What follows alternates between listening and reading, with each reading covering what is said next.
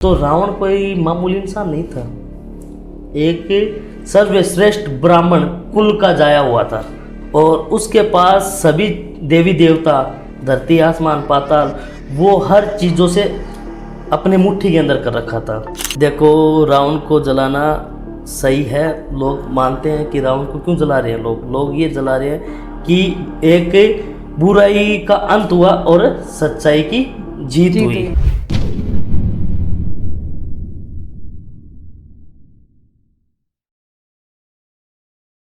Hello दोस्तों, welcome to TVT podcast. आज हमारे साथ में है प्रमोद जी।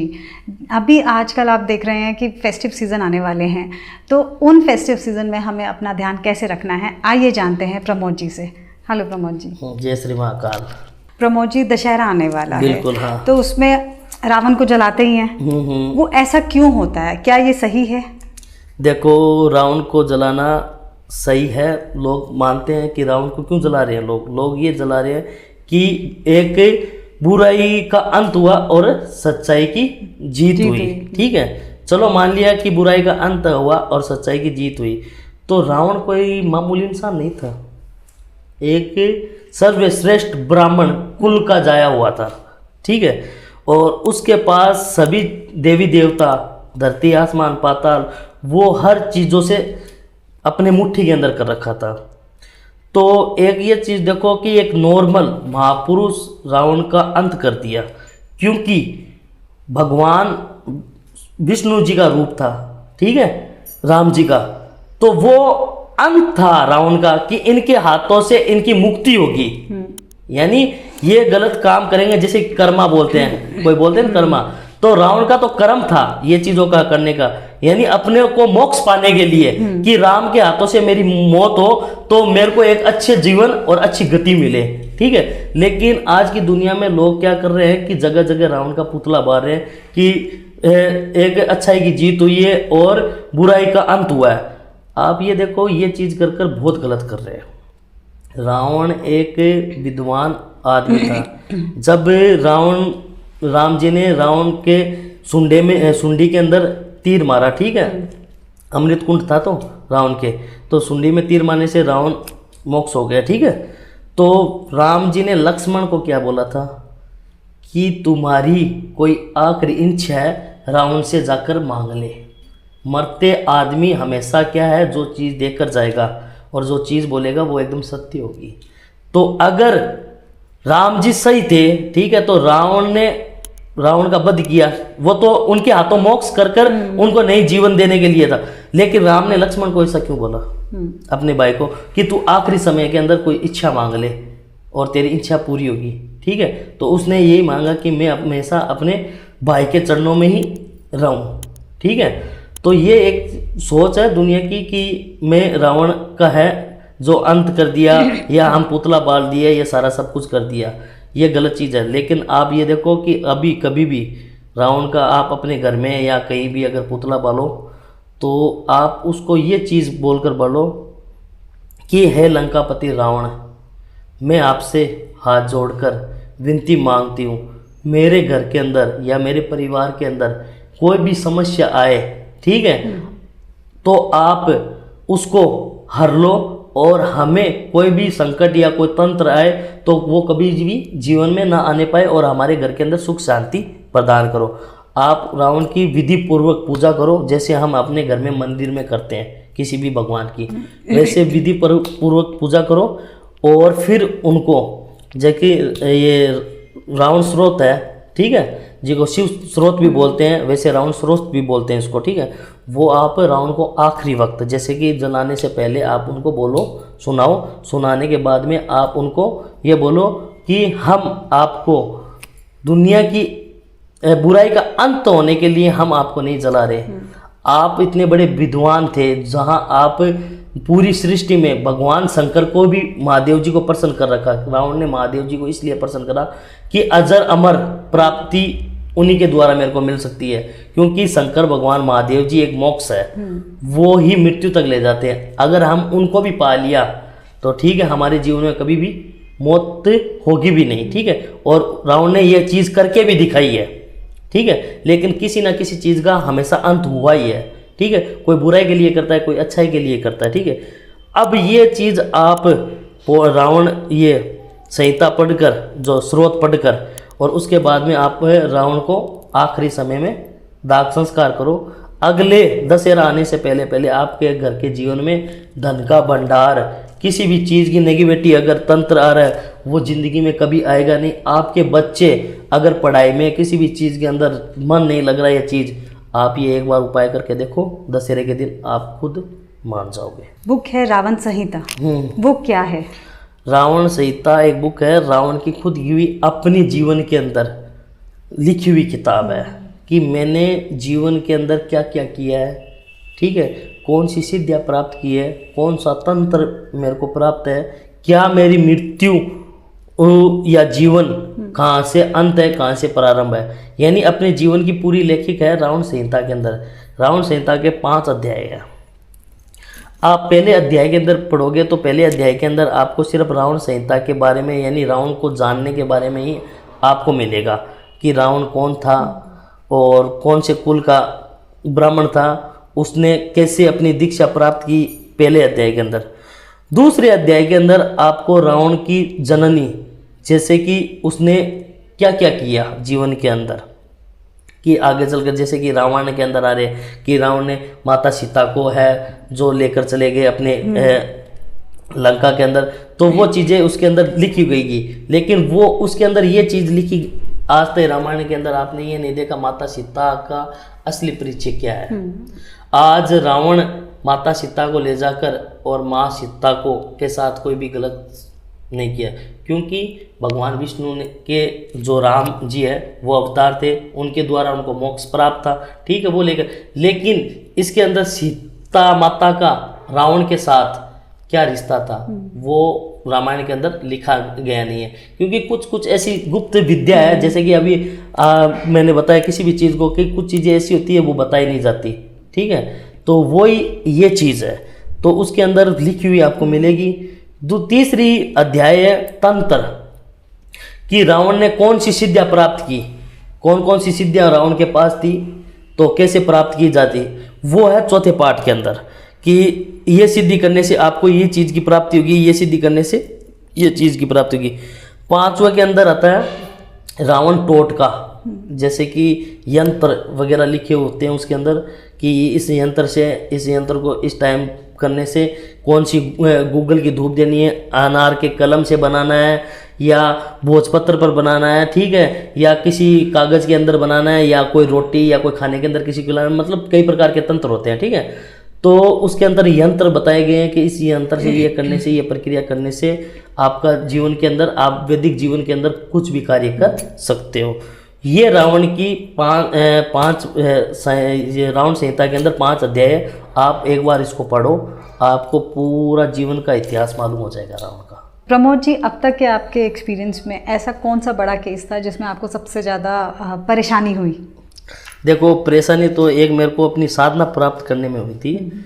मेरे गुरु ने एक मेरे को साधना दी थी, ठीक है, और उन्होंने बोला था कि ये साधना ये कर ले, और इससे क्या है, तू टाइम को अपने कंट्रोल में कर सकता है, ठीक है। तो टाइम को कंट्रोल में करने के लिए उन्होंने मेरे को एक साधना दी, मैं वो साधना करने लगा, ठीक है। तो वो साधना थी 3.25 महीने की, ठीक है।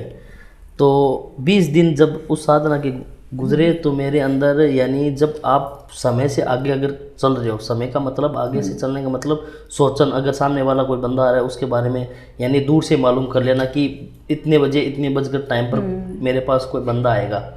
आपने कहीं गाथाएं भी सुनी, ग्रंथ भी पढ़े होंगे आपने, कि सामने वाले को मालूम पड़ जाता है कि उस टाइम इस टाइम वो राजा आएगा और वो मेरे पास आएगा, मैं उसका भला करूँगा, ठीक है, और इतने महीने बाद में आएगा। तो ये एक टाइम होता है, ठीक है, टाइम का साधना होती है। तो उन्होंने मेरे को ये साधना दी थी, मैंने 3.25 महीने की थी। मैंने क्या 20 दिन की, 20 दिन करने के बाद में मेरे क्या शरीर के अंदर शरीर टूटना, एकदम हालत वो हो गई, एकदम चिड़चिड़ा हो गया मैं। किसी का मतलब गुस्सा कर लेना या किसी को मारना, मेरे दिमाग में ये आ रहा है कि ये मेरे सामने अगर बदतमीजी कर रहा है या कोई बोल रहा है, या चाहे मेरी फैमिली में अगर कोई मेरे को समझा रहा है, तो मेरे को ये ऐसा महसूस होने लगा कि मैं इसका गला काट दूँ। क्योंकि वो चीज़ टाइम से पहले आपको इतना चीज़ें दिखा रही थी कि आप सोच नहीं सकते कि आपके साथ क्या होने वाला है। ये चीज़ें फिर आनी स्टार्ट हुई तो 2-3 दिन में बहुत बीमार भी पड़ा।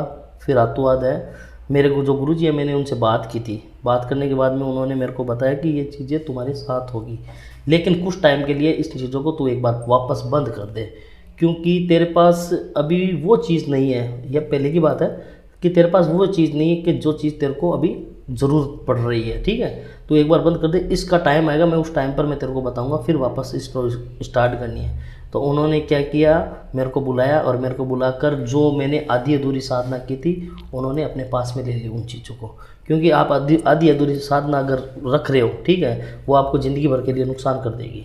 तो उन्होंने क्या अपनी साधना ले ली। एक चीज़ तो ये था, और एक था कोई प्रेत का। मैं अगर कोई बच्चे के अंदर है समथिंग 24-25 साल का लड़का था, और वो सब जगह जाकर आए, मेहंदीपुर बालाजी भी जाकर आए थे, उसको कोई भी यानी फ़र्क नहीं पड़ रहा था। मतलब लड़का चल रहा है, चलते चलते पड़ रहा है, एकदम दीवार को बचीड़ खा रहा है, यानी उसकी पूरी बॉडी इतनी कंट्रोल कर ली कि उसको समझ में कुछ नहीं रहा। और फिर मेरे को उन्होंने कांटेक्ट किया और उन्होंने बुलाया, मैंने उनको अपनी फ़ीस बताई। जो बात है कि जीवन चलाने के लिए इंसान को कर्म करने पड़ते हैं, ठीक है। तो कोई किसी प्रकार से खा रहा है, कोई किसी प्रकार से कमा कर खा रहा है, ठीक है, लेकिन मेरे पास जो बात है एकदम सच्चाई है। मैं काम करता हूँ, 5100 रुपये फ़ीस लेता हूँ काम होने के बाद में, ठीक है। और तो मैंने उनको बताया, उन्होंने बोला कि हम गाड़ी का किराया वाला सारा आपको दे देंगे, हम इसको ला नहीं सकते, ठीक है, आप आ जाओ। फिर मैं उधर गया और उसकी स्थिति देखी तो उसके अंदर 2 जिन्नात थे, हाँ, और उसके ही दोस्त था, ठीक है, 26-27 साल का लड़का था, उसका ही दोस्त था कोई मुस्लिम, ठीक है, उसने उसके ऊपर कोई क्रिया करवा दी। अब चाहे वो मौलवी से करवाई हो, चाहे अघोरी से करवाई हो, क्योंकि क्या होता है कि मुस्लिम लोग भी हिंदू के पास जाते हैं, ठीक है। तो तांत्रिक हम क्या करते हैं, कुछ साधनाएं मुसलमानी भी रखते हैं, ताकि क्या है उनकी काट उन्हीं के प्रकार से की जाती है, ठीक है। तो फिर मैं वहाँ गया, लेकिन मेरे पास क्या हिंदू की चीज़ थी, मुस्लिम की कोई चीज़ नहीं प्राप्त थी। अब तो मेरे पास है, मैंने उन चीज़ों को छेड़ दी। छेड़ने के बाद में वो मेरे ऊपर खुद के ऊपर हावी हुई। तब मैंने हाथों हाथ है उनको बोला मैं कल आऊँगा वापस, और एक बार मैंने उस लड़के को झाड़ा देकर कुछ क्रिया कर कर और चला आया। फिर मैं वापस आया। वापस आने के बाद में मेरे जो वो पहले वाले गुरुजी थे, वो मतलब जिन्होंने मेरे को दीक्षा दी, उनका तो देवलोक हो चुका, ठीक है। अभी वर्तमान में मेरे एक सर्वश्रेष्ठ गुरुजी और बने हैं, ठीक है। मैंने उनसे वो चीज़ें पूछी तो उन्होंने बताई कि ये चीज़ ऐसी है क्योंकि तेरे पास वो चीज़ें नहीं है जिस चीज़ों को हासिल करनी चाहिए तेरे को। तो मैं क्यों अब करना क्या है, फिर मैंने उनको लेकर गया और उन्हीं के द्वारा वो चीज़ें कटवाई। फिर मैं उन्हीं से साधना प्राप्त कर कर और मुस्लिम सिद्धियों को और प्राप्त किया। तो अब साइंस इस चीज़ को कैसे लेती है? देखो, साइंस मानती भी है कि ये चीज़ें होती है, क्योंकि लेकिन दुनिया के अंदर यानी बता नहीं सकती, क्योंकि अगर जैसे कि वैज्ञानिक लोग अगर ये बोल देंगे कि तंत्र होता है, ठीक है, तो दुनिया के अंदर क्या है, साइंस को कोई नहीं मानेगा, डॉक्टर के पास कोई नहीं जाएगा, ठीक है। वो क्या करेंगे, सिर्फ तांत्रिक अघोरी, और दुनिया के अंदर इतना प्रभाव हो जाएगा कि सिर्फ प्रचंड तंत्र का ही चलेगा, ओनली फॉर, जैसे कि मयोंग गांव है, वहाँ सिर्फ काला जादू होता है और कोई मतलब नहीं है, वहाँ किसी की नहीं चलती।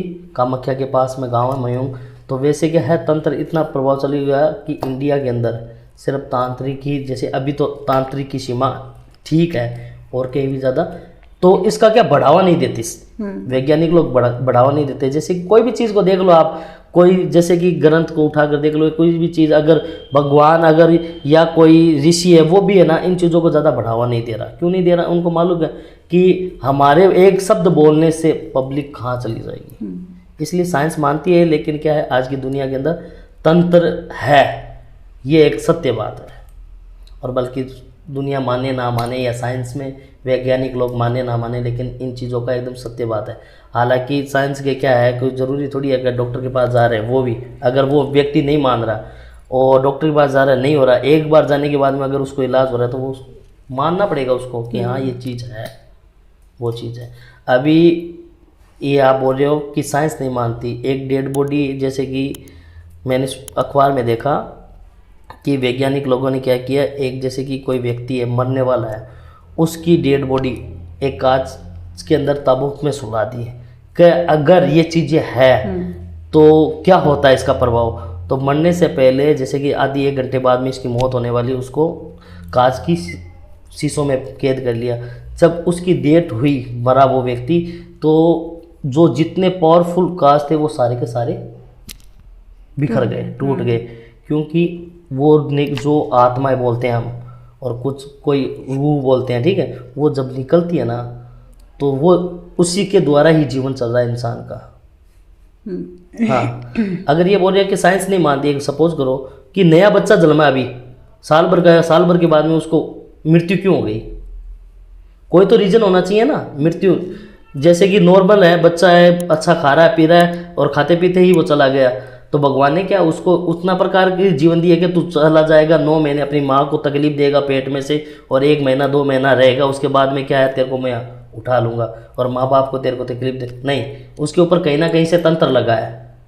अच्छा। हाँ, पुराने बुजुर्ग लोग 100 साल से क्यों जीते थे? क्योंकि वो तंत्र को मानते थे।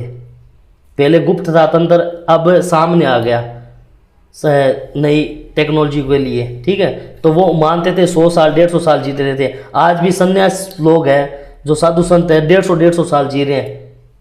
किसी की अभी भी आप कहीं भी गूगल में सर्च करके देख लो, जिसकी है 115 साल है, किसी की 100 साल है, और आज की उम्र के अंदर व्यक्ति है 40-45 साल निकाल रहा है। क्यों निकाल रहा है? क्योंकि वो ज़्यादातर तंत्रों में घुस गया। तंत्रों में घुसने के कारण क्या है, ज़्यादा इन चीज़ों का प्रभाव हो गया। और पुराने बुजुर्ग क्या है, तंत्र को सही तरीके से आजमा कर चलते थे, तो वो क्या है, उसी के प्रकार से जी रहे थे। तो वो चीज़ है।